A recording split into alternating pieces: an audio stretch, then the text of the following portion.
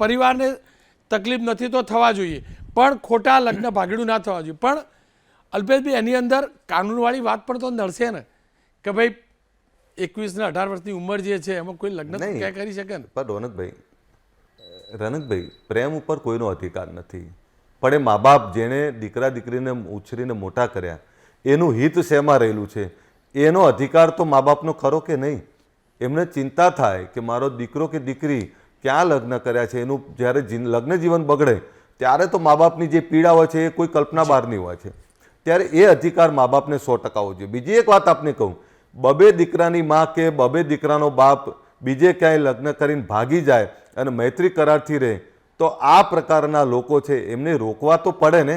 તો પેલા બે જેના એના બાળકો છે, એના કુટુંબ કબીલા છે, આની દશા શું થાય એ ક્યારેય કલ્પના કરી છે?